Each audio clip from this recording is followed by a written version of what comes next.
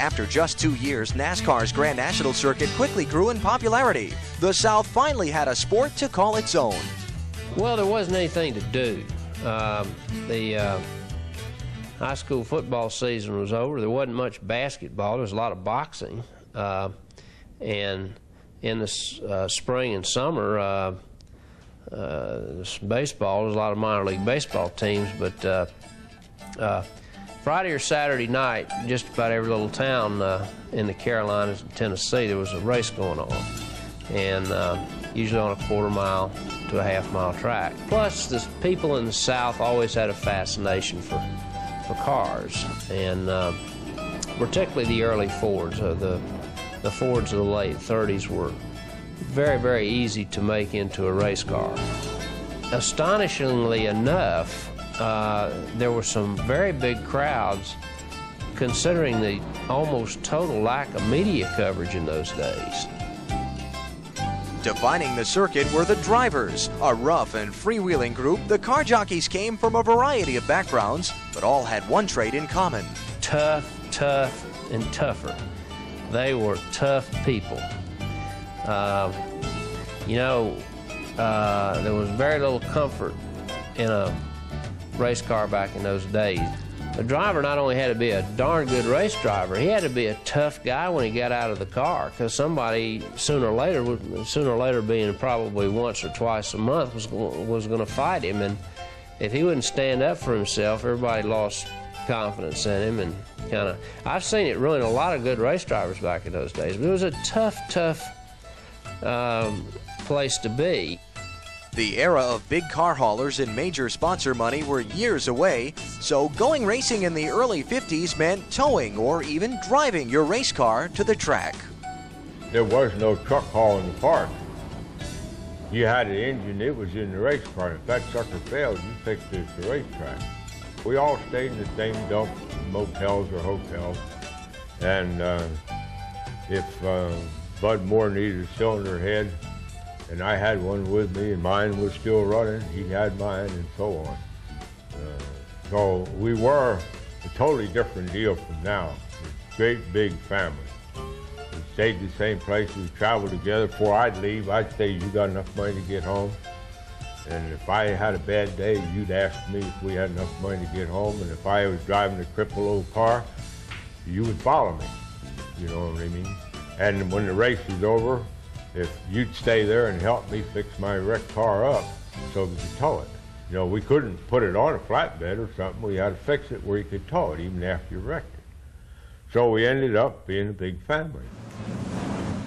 NASCAR was on a roll as the 1951 season began, and Bill France was ready to take the Grand National Show to venues outside the Southeast. The series went out west. We raced at the old Oakland 5/8 mile track in Oakland, California. Had a 250-mile race, I think it was, on the dirt track there at Bay Meadows, which is a horse track there in San Mateo County. 250 miles on a dirt track is a long way, because the holes are almost knee-deep by the time you get to, and the deeper the holes get, the more you tear the cars up. But it was taking this series on a national basis.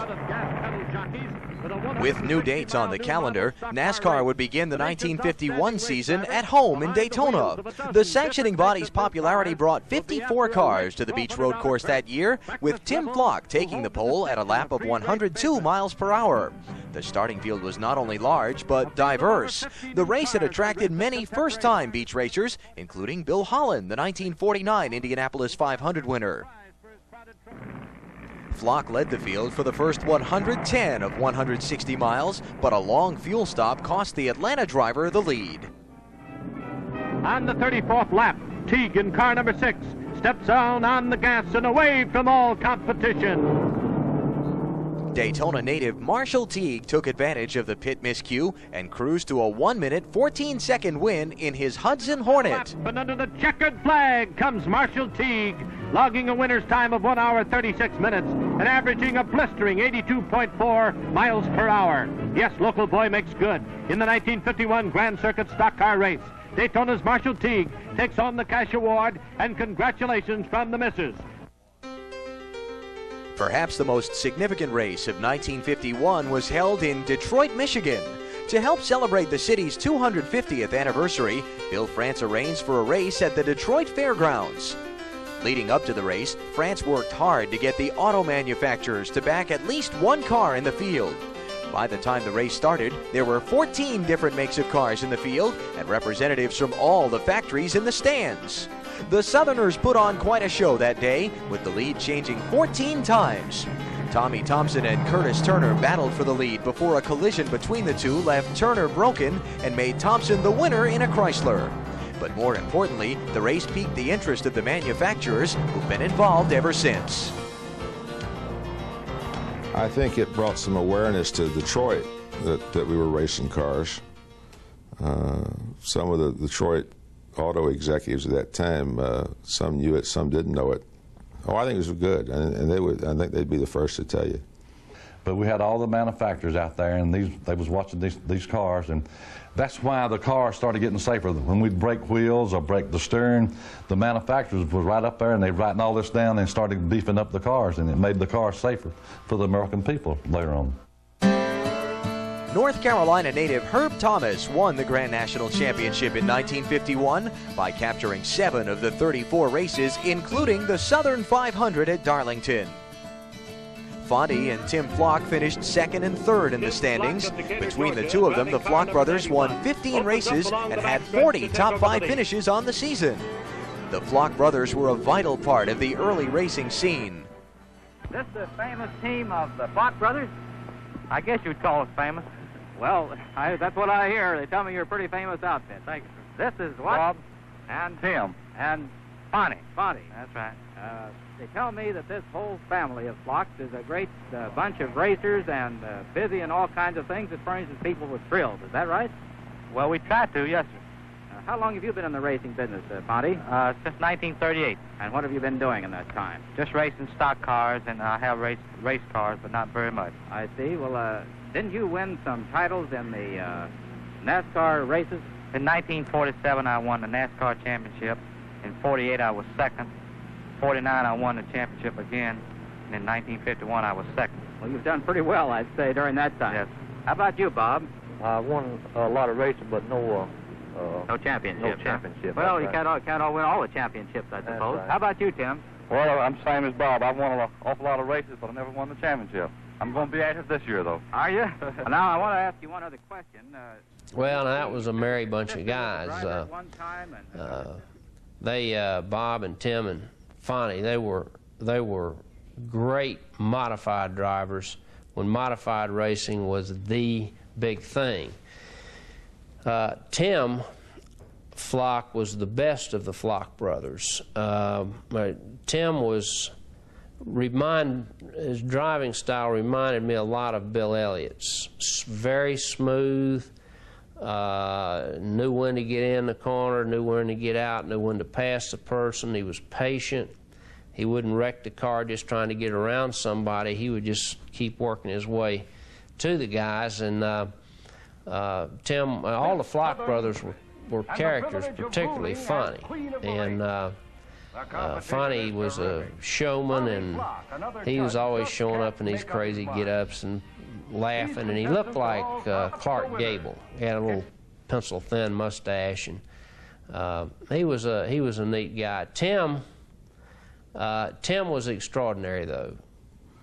Fonte was more colorful off the track. Bob would drive hard. He didn't worry about getting to the checker. If the car made it, he'd be way out in front. Tim was more calculated and tried to be there at the end. The Flocks all found different ways to win. Tim even had a co-driver. Well, sort of. One day, Ted walked up to me and said, "Tim, I got an African monkey. Would you ride him in the Hudson Hornet?" I said, "I don't know where NASCAR lets us do that, but if that's what you want, we will." Would you believe he had a uniform made for this monkey and goggles and a cloth helmet? And we slipped him in the first race in the infield, and we didn't dare pull out on the track. We had a perch built where we run full seats back then, and he had an upholsterer shop in Atlanta to build a perch where he could look out the window, and we bolted him under 2 safety belts, and right before the race started, we got in line right quick. And would you believe that monkey rode in 8 races with me, and NASCAR couldn't do a thing. They didn't do a thing about it. He run in 8 Grand National races with me. And what really stopped it was we were running on that mile track in Raleigh, and during the race, Funny was leading the race, and I was running second. Speedy Thompson was in third. He got him under both belts and got down the car and was screaming around the car, and I finally got him. We was running about 100 mile an hour back then. I finally got him, and it's the only time in history on record that a Grand National car come in the pits to put a live monkey out. I had to make a pit stop and put him out because he was going crazy in that car. I fired him after that, and I told everybody, they want to know why I fired him. I said, well, I never could teach him to sign his autograph.